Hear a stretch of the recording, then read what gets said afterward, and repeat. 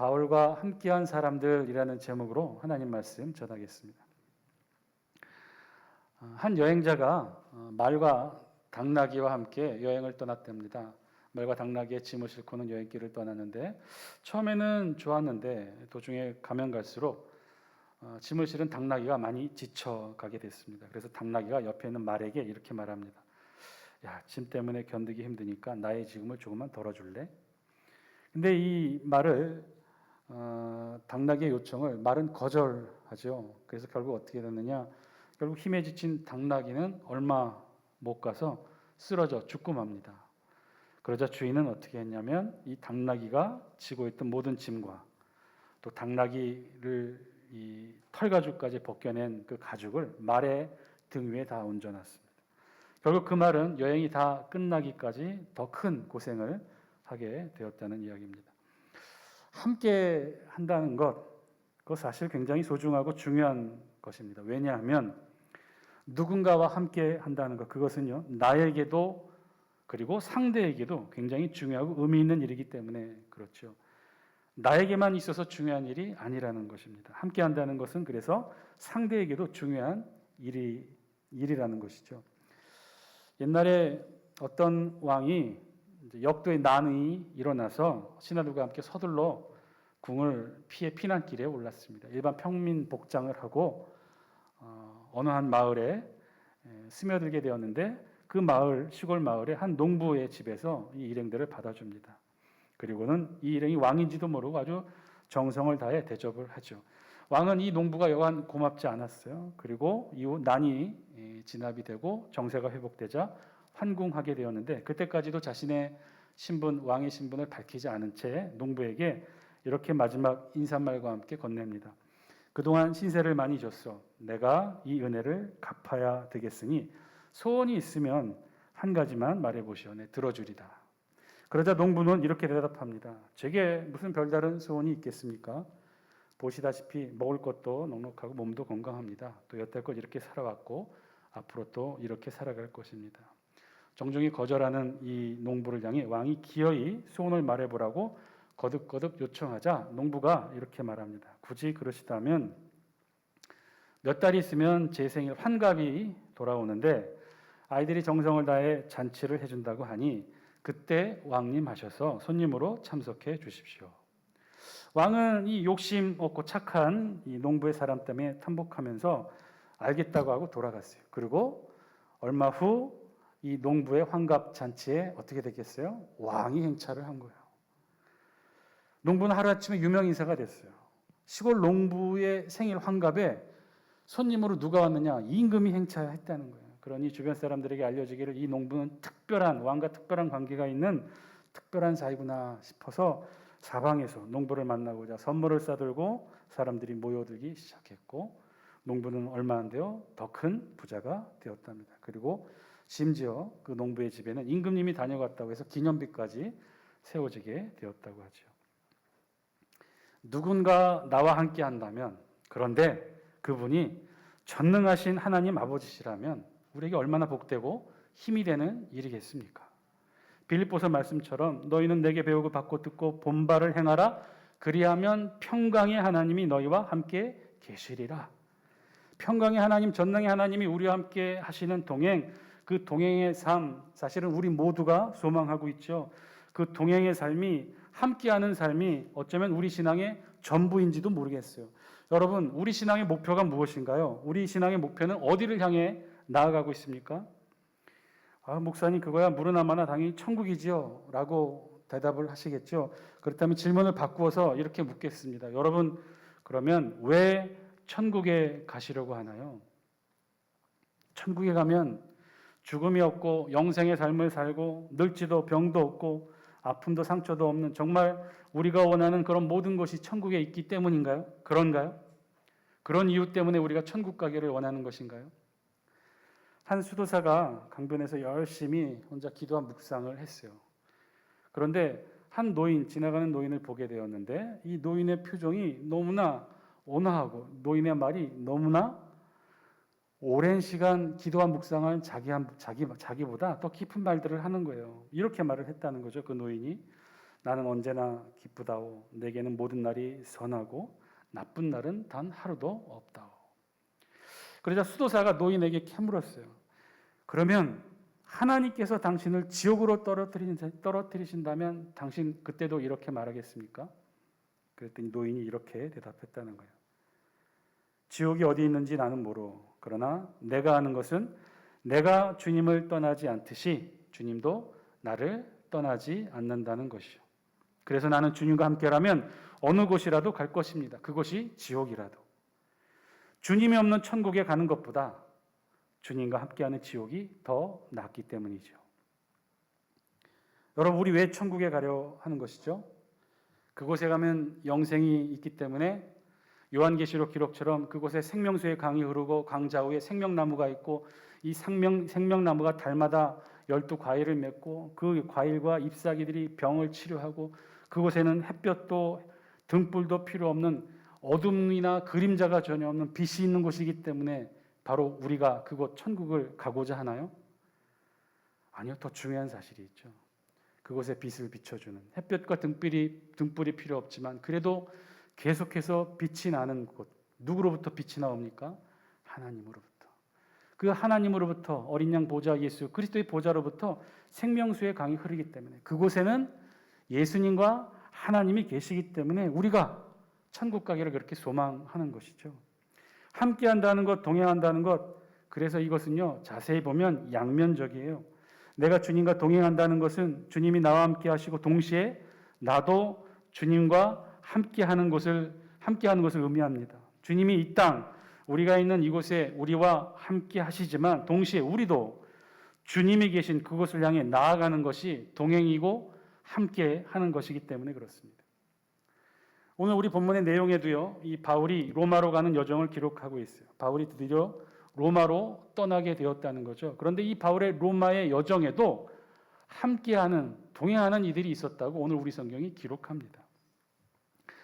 바울이 어떻게 됐습니까? 좀 더 이 지난 시간 이야기를 정리하면 바울이 정말 모두가 말리는 예루살렘에 드디어 도착을 했죠.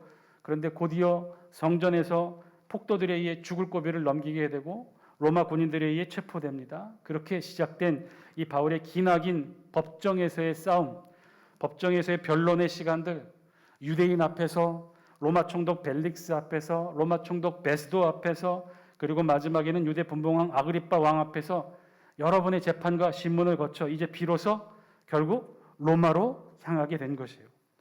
이 시간 이렇게까지 예루살렘에서 가이사랴로 호송되어 재판과 신문을 받아온 기간이 무려 2년이나 시간이 흘렀어요. 바울은 이 2년의 시간 동안 본인이 그렇게도 꿈에 그렸던 유대 땅에서 복음을 전하는 일을 하게 됩니다. 비록 이방에서처럼 바울의 1차, 2차, 3차 전도여행처럼 루스드라, 이고니온, 에베소, 빌립보, 데살로니가, 고린도에서처럼 많은 사람 앞에서 자유롭게 당당하게 복음을 전할 수는 없었지만 그래도 이 유대 땅에서, 예루살렘에서, 가이사랴에서, 법정에서 그 앞에는 총독과 왕과 귀족, 종교 정치 지도자들 앞에서 특별히 유대의 대제사장과 율법학자들이라 자부하는 사두개인 바리새인들 앞에서 이때까지 그 어떤 그리스도인들도 전하지 못했던 복음을 바울은 그곳에서 전할 수 있었던 거죠. 비록 자신이 죄인의 신분이고 자신을 변론하는 자리였지만 그 자리에서조차 바울은 예수 그리스도의 복음을 전했다는 거예요. 그렇게 2년간의 고통스러웠지만 동족 유대인에게 복음을 전했던 바울이 이제 드디어 꿈에 그리던 로마로 향하게 됐어요. 우리 다 함께 27장 1절 말씀 영상을 통해 함께 읽습니다. 시작. 우리가 배를 타고 이달리아에 가기로 작정되매 바울과 다른 제수 몇 사람을 아구스도대의 백부장 율리오란 사람에게 맡기니. 이제 우리가 배를 타고 이달리아에 가기로 작정되매, 이달리아라고 우리 성경이 기록했는데 헬라 원어로는 이달리안이라고 되어 있고요. 이는 로마 제국의 본토가 있는 이탈리아 반도를 지칭합니다. 이탈리아 반도에 무엇이 있습니까? 그 이름도 유명한 황제의 도시 로마가 있었던 것이죠. 바울은 이제 그곳을 향하게 됐다는 거예요. 그런데 오늘 우리 본문 27장 1절에서 8절 그 본문을 보면 그 기록 방식이 좀 매우 특별하다는 것을 보게 됩니다. 그 특징은 한마디로 얘기하면 매우 자세하게 기록했다는 거예요. 그래서 읽다 보면 너무나 자세해서 마치 글로 정밀화를 그리는 것처럼 세세하게 그 여정을 기록해요. 특별히 1절에서는 바울과 제수도를 호송하는 백부장의 이름이 율리오라는 사실과 그 부대의 이름까지도 기록하고 있죠. 2절에서는 바울이 타고 간 배의 이름이 아데라 무테노라는 배의 이름도 우리 성경이 기록해요. 굉장히 세세하고 자세하게 기록해요. 뿐만 아니라 바울이 타고 간 그 항로 자세하게 하나하나를 우리 성경이 다 하나하나 아주 세밀하게 기록합니다. 특별히 4절부터 8절까지의 내용이 바로 그 내용을 담고 있는데 우리 그 중에서 4절과 5절 영상을 통해 함께 읽겠습니다. 시작. 또 거기서 우리가 떠나가다가 맞바람을 피하여 구브로 해안을 의지하고 항해하여 길리기아와 밤빌리아 바다를 건너 루기아의 무라시에 이르러. 아멘. 읽다 보면요, 마치 항해 일지를 읽는 듯한 착각이 들 정도예요. 배가 움직인 항로 하나하나를 자세하게 기록하고 있다는 것이죠. 근데 이게 무슨 내용이냐? 글로는 우리가 자세히 설명이 안 되니 여러분 지도를 한 장 보시면 이렇다는 거예요. 여러분 우측 맨 하단에 보면 예루살렘이 있죠. 그리고 그 위에 안디바데리를 거쳐서 가이사라가 있고요. 그리고 그 위에 시돈이 있습니다. 빨간색 화살표 방향이 바울의 로마 여정 경로를 뜻해요. 근데 오늘 본문에 의하면 이 바울은 가이사라에서 배를 타고 시돈을 일단 들립니다. 그곳에서 공부를 싣고 잠시 쉬었다가 시돈에서 이제 어디로 가야 되냐면 여러분 보시는 좌측 상단에 보면 로마라고 쓰여 있는 이탈리아 반도의 수도 황제의 도시 로마로 가야 돼요. 그래서 바울은요, 배를 타고 시돈에서 정상적인 최단 거리의 항로를 그리자면 그 두 번째 사진 보여주실래요? 네. 이런 노란색 화살표의 이 코스가 될 거예요. 이렇게 가면 아주 짧은 시간 안에 편안하게 이 바울은 백길을 통해 로마로 갈 수 있어요. 로마 시칠리아 섬의 수라구사 항구나 혹은 본토의 레기온 항구를 통해 로마 수도 로마까지 갈 수 있는 코스가 되는 것이죠. 근데 이렇게 가야 되는데 우리 성경에 보니까 이렇게 가지 않았다는 걸 4절과 5절을 통해 기록한 거예요. 이렇게 가기 위해서는요, 서쪽으로 가야 돼요. 왼쪽으로 가야 돼요. 그런데 이렇게 가지 못했어요. 왜 그랬느냐? 4절. 또 거기서 우리가 떠나가다가 맞바람을 피하여 구브로 해안을 의지하고 항해하였다. 맞바람이 부딪혔다는 거예요. 바람 때문에 결국은 역풍을 맞아서 왼쪽으로 서쪽으로 갈 수 없었다는 거예요. 그래서 굳이 북쪽으로 방향을 틀어서 어디를 향했느냐? 이 구브로 섬과 이 길리기아와 밤빌리아, 이 아시아, 소아시아 대륙의 그 절벽 사이로 항해할 수밖에 없었다고 우리 성경이 기록한 거예요. 시돈에서 어디로 향했느냐? 바로 지중해를 향하지 못했다고 우리 성경이 기록한 거죠. 그 내용을 우리 성경 4절은 맞바람을 피하여 구브로 해안을 의지하고 항해했다고 그랬어요. 여기서 말하는 맞바람, 이 맞바람의 헬라 원어의 뜻은 반대 방향의 바람이라는 뜻이에요. 원래 지중해 바다에는요, 항상 일정하게 부는 바람이 있었어요. 그 바람은 워낙 유명해서 그 바람의 이름도 있어요. 아데사라고 하는 이름이에요. 이 바람은 북서풍이에요. 북서쪽에서 남동쪽을 향해 항상 일정하게 이 바람이 불어왔어요. 지중해를 가로지르며 북서쪽에서 늘 항상 같은 바람으로 불어오는 바람. 그런데 이 바람이 로마 제국에서 아시아나 애굽으로 갈 때는 순풍이었죠. 이 바람을 타고 가면 항해가 순조로웠어요. 그러나 반대로 아시아에서 로마로, 애굽에서 로마로 가기 위해서는 이 순풍의 바람에 역풍으로 맞이해서 항로를 잡아야 돼요. 그러니까 갈 수가 없었던 거예요. 그래서 우리 성경에는 그것을 맞바람이라고 했어. 이 지중해에 항상 부는 이 북서풍 때문에 항로를 그렇게 잡을 수가 없었던 거죠. 그래서 오늘 우리 본문 4절의 맞바람은 바로 이 에데사 바람을 가리키는 거예요. 그러니까 시돈에서 바로 서쪽으로 로마를 향해 가지 못하고 역풍을 피해, 우리 세 번째 사진 보여주실래요? 역풍을 피해 북쪽으로 방향을 틀었다라고 기록해요. 제 그 부분만 확대한 건데, 그래서 시돈에서 서쪽으로 가지 못하고 왼쪽으로 가지 못하고 북쪽으로 향합니다. 그래서 어디로 향했냐? 구브로 섬과 그 다음에 소아시아 남단 이 해안 지형 그 사이로 이렇게 항해할 수밖에 없었어요. 왜요? 그러면 북서풍을 이 섬과 이 대륙이 막아주기 때문에 그 길로 갔던 것이죠. 자, 그렇게 힘들게 5절 길리기아와 밤빌리아 바다를 거쳐 어디까지 갔다고 했어요? 루기아의 무라시까지 갈 수 있었다라고 우리 성경이 기록합니다. 이 무라 항구는요, 지도에서 보는 것처럼 지도 보여주실래요? 그 다음 지도. 이 무라 항구는요. 다음 지도 보여주시겠어요? 소아시아 최남단에 있는 그런 항구예요. 저 무라 항구는요. 그래서 이 소아시아 남단에 있었던 이 항구였기 때문에 이 지중해를 지나는 배들이 중간 기착지로 삼기에 너무나 좋은 천혜의 항구였어요. 지중해를 드나드는 많은 배들이 있었어요. 그런데 특별히 어떤 배들이 주로 많았냐? 여러분 보시기에 오른쪽에 있는 아시아, 그리고 남동쪽, 남쪽에 있는 알렉산드리라 표시되는 저 남쪽에 있는 그 애굽에서, 아시아와 애굽에서 생산되는 그 수많은 곡물들을 다 어디로 운반했냐면 로마 제국, 로마로 운반했던 그 곡물 수선 항로가 바로 어디를 거쳤냐면 이 반드시 무라항을 거칠 수밖에 없었어요. 지중해를 드나드는 많은 배들이 특별히 아시아의 풍부한 곡물을 로마 제국으로 수송하는 곡물 수송선의 중간 기착지로 이 무라항구를 중간 기착지로 중요한 역할을 했던 곳이에요. 특히나 이 무라항구에는 여러분 지도에도 보시다시피 밑에 남쪽에 보면 알렉산드리아라고 표시가 되어 있죠. 이게 이집트의 항구 도시예요. 나일강에 풍부한 주로 밀을 많이 생산했는데 그 밀을 한가득 싣고 배 한두 척이 아닌 여러 곡물 수송 선단으로 로마로 그 곡물을 실어 날랐죠. 자, 그런데 그러면 이 역시도 마찬가지였어요. 이 알렉산드리아에서 출항한 이 배가 로마로 가기 위해 최단 거리는 어떻게 가면 좋으느냐? 여러분 보시기에 왼쪽으로 화살표대로 쭉 가면 돼요. 그러면 정말 빨리 최단 거리로 갈 수 있었죠. 그런데 이렇게 갈 수가 없었다고 그랬어요. 왜요? 북서풍이 부니까. 그래서 결국 어떻게 하느냐?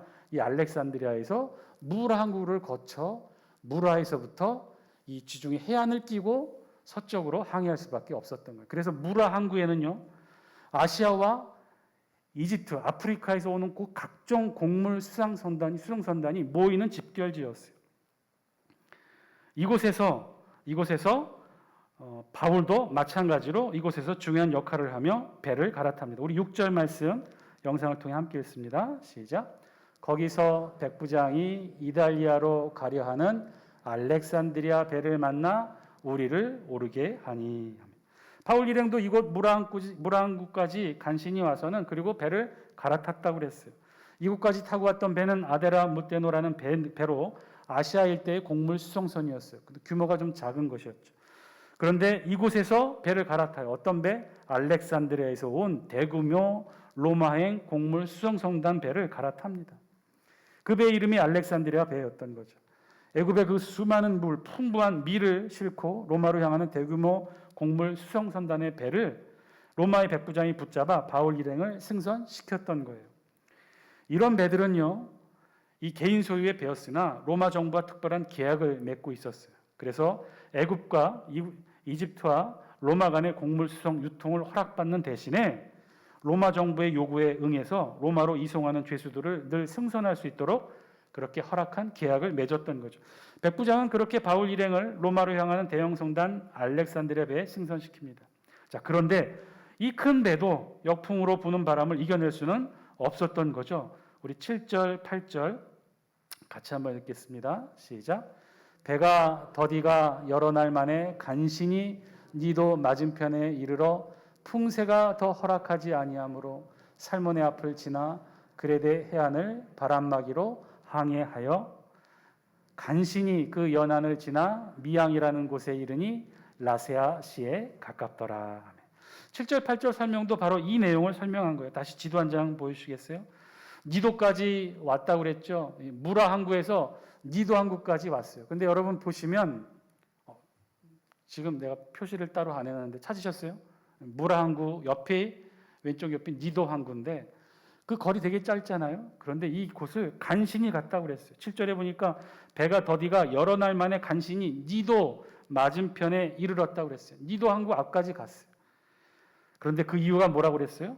풍세가 더 허락하지 아니하므로. 북서풍이 불어오니까 서쪽으로 항해하기가 힘들었던 거죠. 그래서 원래는 지금 X 표시한 이 코스대로 니도 항구 앞을 지나 바로 로마로 향해야 되는데 그렇게 갈 수가 역시 없었어요.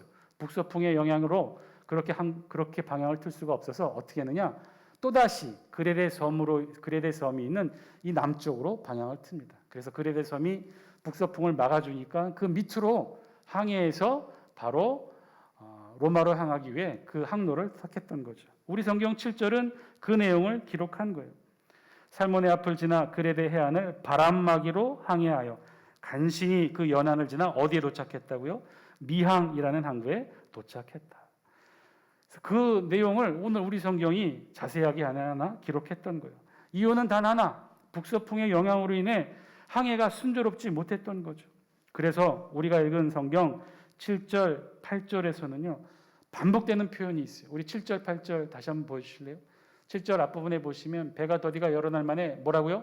간신히 니도 맞은편에 이르러. 8절 보여주시겠어요? 간신히 그 연안을 지나. 7절, 8절 반복해서 우리 성경은 어떤 뜻을 나타내고 있냐면 간신히 갔다는 거예요. 어렵게 갔다는 거예요. 오늘 우리 성경이 이 사도행전을 기록하고 있는 누가가 1절에서 8절부터 이렇게 자세하게 바울의 로마행 100기를 기록한 목적이 있는데 그 목적은 뭐라고요? 이 바울의 로마행 100길이 그렇게 녹록한 길이 아니었다는 거예요. 힘든 여정이었다는 거예요.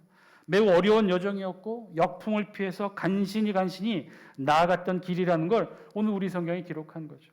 한마디로 매우 어렵고 힘든 길이었음을 지금 누가가 그 내용을 자세하게 기록하는 것으로 알려주고 있어요.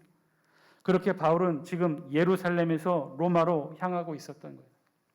바울이 그토록 원했던 길, 바울 사명의 끝이자 마지막이 되었던 바로 그 로마로 가는 길은 그래서 이토록 험난한 여정의 어려운 길이었어요. 특히 오늘 1절 보시면 우리 1절 다시 한번 읽어볼까요? 우리 성경 1절 말씀입니다. 시작. 우리가 배를 타고 이달리아에 가기로 작정되매 바울과 다른 제수 몇 사람을 아구스도 대 백부장 율리오라는 사람에게 맡기니. 이 누가는 아주 특별한 것까지 다 세세하게 기록했는데 다른 거 다 차치하더라도 지금 이 바울과 죄수들을 호송하는 이 부대 이름이 뭐라고요? 아구스도데라는 부대 이름까지도 우리 성경에 기록해요. 왜 이렇게까지 기록했을까? 근데 이유가 있다는 거예요. 우리 성경에 기록된 이 부대의 이름, 아구스도데 이 부대의 이름은요, 로마에 있었던 정규 부대와는 다른 성격의 부대였어요. 그러니까 우리말로 얘기하면 특수부대였어요. 그린베레 혹은 수색대, 해병대 이런 것처럼 특수작전을 임무하는 특수부대였어요. 그러면 이 아구스도데 특수부대는 어떤 부대냐? 로마 직속의 부대로서 어떤 일을 했느냐? 로마 제국, 지중해에 펼쳐져 있는 로마 제국 전체에서 각각 사형 확정 판정을 받은 죄수들만 따로 모아 이들을 어디로 데려갔느냐? 로마로 데려갔다는 거예요. 이유는 아니 사형이 확정되면 각 지역에서 형이 확정됐으니 그 지역에서 형을 집행하면 되는데 굳이 로마까지 데려간 이유는 뭘까요? 로마의 시민의 여흥을 목적으로 하기 때문에 원형 경기장에 불러다가 사자의 밥으로 죽이려고 검투사들의 살육의 대상으로 이들을 죽이려고 그렇게 했던 거죠. 지금 바울이 가는 이 여정은 바로 그러했다는 거예요. 그런 사형수들을 더 잔혹하게 죽이기 위해 끌고 가는 아구스도대 이 로마의 특수부대와 함께 지금 바울이 가고 있다는 거예요. 바울은 그래서 비록 형이 확정되지 않은 미결수였기 때문에 이들과 따로 구분해서 바울과 그 죄수들이라고 구분해서 우리 성경이 기록했던 거죠. 오늘 본문에 바울의 여정이 그러했어요. 바울의 자리는 그런 자리였어요. 죽음이 이미 결정된, 그래서 이미 죽이기로 결정된 사형수들과 그리고 바울이 함께 로마로 향하고 있었던 거죠. 우리 성경 1절은 그 사실을 알려주고자 굳이 호송부대가 어떤 부대이고 그 호송부대의 대장이 누구인지를 이렇게 자세하게 기록할 수밖에 없었던 거예요. 로마로 가는 길은 이랬어요. 역풍을 뚫고 가야 되는 험난한 여정의 길이었고 그 동행하는 이들도 이미 죽음이 확정된 죄수들과 함께 바울은 갈 수밖에 없었어요. 우리가 나중에 더 보겠지만 이 여정도 결국 좌처되어 한 섬에 표류하게 됩니다. 그래서 이 섬으로 배를 버리고 이 섬으로 다 가야 되는데 그때 로마 군인들이 뭘 걱정하냐면요. 함께 있는 죄수들을 다 죽이자고 이야기해요. 왜요? 이들은 이미 형이 확정된 이들이기 때문에 바다로 건너가는 중에 도망갈 수 있기 때문에 그랬던 거예요. 바울의 여정, 로마로 가는 여정은 바로 죽음의 여정이었어요. 그와 함께 동행한 인물도 이미 죽음이 확정된 자들이었어요. 그런데 그런 죽음의 바울의 여정에 바울과 함께 기꺼이 동행에 나섰던 이가 있었다고 우리 성경이 기록해요. 우리 함께 2절 말씀 영상을 통해 함께 읽겠습니다. 시작. 아시아 해변 각처로 가려 하는 아드라무테노 배에 우리가 올라 항해할세 마게도냐의 데살로니가 사람 아리스다고도 함께 하니라. 아멘. 그런데 이 바울의 죽음의 여정에 기꺼이 자원하여 바울과 동행한 사람이 있었다는 거예요. 그 이름이 아리스다고였다는 거예요. 사실 오늘 우리 성경은 이 사실을 알리고 싶었는지도 몰라요. 이 사실을 알리고자 이렇게 길고 자세하게 썼는지도 모르겠어요. 이렇게 죽음의 여정에 험난한 바울의 로마행 여정에 기꺼이 자원하여 바울과 함께한 이가 있었다는 거예요. 그가 누구냐? 아리스다고. 아리스다고가 누굽니까? 바울의 3차 전도여행 당시에 에베소에서 폭동으로 바울이 죽을 위기에 처했을 때 바울과 옆에 같이 있었다는 이유로 바울은 피신했지만 피신하지 못한 아리스다고가 그 폭도들 앞에 시달림을 당하고 죽을 뻔한 위기에 처했던 사람이 바로 이 아리스다고였어요. 그런데 그가 또다시 바울과 함께 기꺼이 자원하여 이 바울의 죽음의 여정에 함께 동참했던 거죠. 그 사실을 우리 성경은 아무 설명 없이 담담하게 그저 그 이름만 기록하여 적습니다. 바울의 가장 고난받는 자리, 가장 고통스러운 자리, 영광되지 못하지만 곤욕을 치르고 매를 맞고 죽음의 죄수들과 함께 로마로 가는 죄수 호송의 여정이지만 기꺼이 자원하여 동참합니다. 바울과 함께 가요. 그 인물이 누구였다고요? 아리스다고. 그 어떤 이름보다도 영광스러운 이름으로 우리 성경은 그 이름을 기록해요. 사랑하는 단수교 성도 여러분, 오늘 말씀을 통해 우리에게도 주신 하나님의 음성 저와 여러분들이 들을 수 있게 되길 바랍니다. 동행한다는 것, 함께한다는 것, 그것은요 나의 자리에 함께하는 것과 동시에 나도 그의 자리에 함께하는 것을 의미합니다. 주님과 동행한다고 하는 것은요 주님이 나와 함께 동행하실 뿐만 아니라 나도 주님의 자리에 함께 동행하는 삶을 의미하는 것이죠. 오늘 본문의 아리스다고가 그러했던 거죠. 아니 오늘 본문의 아리스다고만이 아니에요. 이 죽음의 여정에 사실은 바울과 함께한 다른 이들이 더 있었어요. 우리 1절, 2절, 4절, 6절에 보면요 계속해서 이런 표현을 했죠. 우리가 배를 타고 우리가 올라 항해할세 우리가 떠나가다가 우리를 오르게 하니. 여러분 여기서 말하는 우리가 누굴까요? 바울과 함께 또 다른 이가 있었다는 거예요. 그건 누구예요? 지금 사도행전을 집필하고 기록하고 있는 누가도 사실은 이 바울의 죽음의 여정에 함께하고 있었어요. 그뿐이 아니에요. 3절에는요. 시돈에 이르렀을 때 백부장 율리오의 친절로 시돈에 있는 그리스도인들의 대접을 바울이 받도록 허락받죠. 그래서 시돈에서 잠시 머무는 동안 바울은 시돈에 있는 익명의 그리스도인들로부터 대접을 받아요. 음식의 대접을 받고 물질의 대접을 받아요. 그래서 2년간 옥살이로 피폐해진 바울이 여기서 힘을 얻고 보충을 얻죠. 그래서 오늘 본문은요 그처럼 고난의 자리, 죽음의 자리, 목숨을 건 바울의 여정에 함께한 이들이 있었다고 오늘 우리 성경이 기록하고 있는 거예요. 사랑하는 장수교 성도 여러분, 함께한다는 것 그리고 동행한다는 것 그것은요 나도 당신도 서로의 자리에 함께 다가서서 함께 있는 것이죠. 주님과 동행한다는 것, 하나님과 함께한다는 것도 마찬가지예요. 그것은 하나님이 우리와 함께 하시는 것인 동시에 우리도 주님의 자리에, 하나님의 자리에 함께하는 것을 의미하죠. 주님이 계시고 하나님이 임재하시는 그 자리가 바로 우리도 함께하는 자리가 된다는 사실입니다. 그것이 주님과 동행하는 것이고요. 그것이 하나님과 함께하는 거예요. 여러분 하나님이 나와 함께 동행하여 주시고 우리 주님이 나와 함께하는 삶을 살아가기를 원하십니까? 그렇다면 여러분들도 주님이 있는 그 자리, 하나님이 계시는 그곳에 함께해야 된다는 거예요. 유대인들의 나치 포로 수용소에서 있었던 일들을 기록한 여러 기록 자료가 있는데요. 그 중에 한 기록 자료를 여러분께 소개합니다. 그 죽음의 수용소에 끌려온 한 유대 가족이 있었어요. 매일매일 이 가족들은 가스실로 끌려가 죽음을 맞이하는 이들을 보면서 이 가족은 매일 밤마다 자신의 가족의 생사를 확인합니다. 바로 며칠 전에 이 가족의 할아버지, 80세 할아버지가 노역 중에 지쳐서 쓰러졌고 그래서 바로 그날로 가스실로 실려가 죽음을 맞이했기 때문에 이 남아있는 가족들은 그 어느 때보다도 더 열심히 매일 밤마다 가족들의 생사를 확인해요. 그 중에서 이 아버지 솔로몬은요, 가족 중에서 누가 제일 걱정이었냐면 둘째 아들이 제일 걱정이었어요. 왜냐하면 둘째 아들이 선천적으로 다리가 불편해요. 더 이상 이 노역을 감당할 수가 없어서 아마 가족 중에 제일 먼저 가스실로 끌려갈 가족이 있다면 이 둘째 아들이었을 거예요. 그래서 늘 저녁 일이 끝나고 가족들을 생사 확인할 때 제일 먼저 확인하는 것이 이 둘째 아들이었어요. 그리고 자신의 사랑하는 아내, 그리고 첫째 아들. 매일 아침 이 가족들은 각자 다른 작업장에서 일을 하다가 밤이 되면 수용소에 모여서 서로의 생사 여부를 묻습니다. 그러던 어느 날 마침내 이 아버지 솔로몬이 두려워하던 날이 오고야 말았습니다. 일터에서 돌아오자마자 확인해 보니 가족 중에 없는 이들이 있었어요. 솔로몬 이 아버지는 미칠 것 같아서 눈물로 가족을 찾습니다. 그러자 저 구석에 첫째 아들이 울고 있는 것을 발견합니다. 그러나 그 옆에는 아내도 없었고 사랑하는 막내도 없었어요. 아버지는 아들에게 다그쳐 묻습니다. 데이빗, 오늘 막내 아들 데이빗이 끌려갔니? 아들이 말합니다. 네 아빠, 오늘 그들이 와서 막내를 데려갔어요. 다시 침을 삼키고 담담한 어조로 묻습니다. 그러면 내 엄마는 어디 있느냐? 내 엄마는 아직 건강하지 않느냐? 그들이 엄마까지 데리고 가진 않았겠지? 아들이 눈물을 흘리면서 아버지에게 말합니다. 아버지, 사람들이 처음에 막내를 데리러 왔을 때 막내는 몹시 겁을 냈어요. 그리고는 울음을 터뜨렸죠. 그때 옆에 있던 엄마가 말했어요. 울지 마라. 내가 함께 가서 너를 꼭 붙들어 주마. 그리고 엄마는 막내와 같이 손을 잡고 가스실로 함께 가셨어요.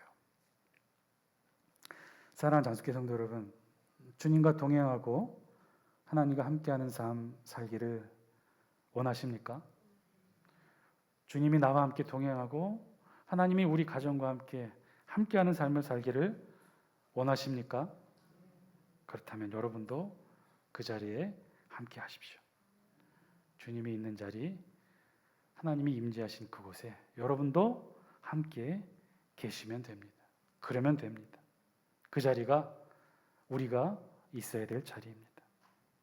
때로는 그 자리가 그렇게 영광스러운 자리가 아닐지도 모르겠어요. 때로는 그 자리가 고통스럽게 보일 수 있는 자리일지도 몰라요. 어렵고 힘든 자리, 고통스러운 자리. 그런데요, 그곳에 주님이 계시고 하나님이 계시다면 바로 그 자리가 저와 여러분들의 자리인 줄 믿습니다. 주님이 나와 동행하시고 하나님이 나와 함께 하신다면 바로 그 자리가 우리가 함께하는 자리이고 바로 그 자리가 천국의 자리가 될 줄 믿습니다. 우리 꼭 그 자리 지켜서 언젠가 우리를 기록한 신앙의 기록에 우리도 아리스다고처럼 저와 여러분들의 이름도 당당하게 기록되기를 주님의 이름으로 간절히 축원드립니다.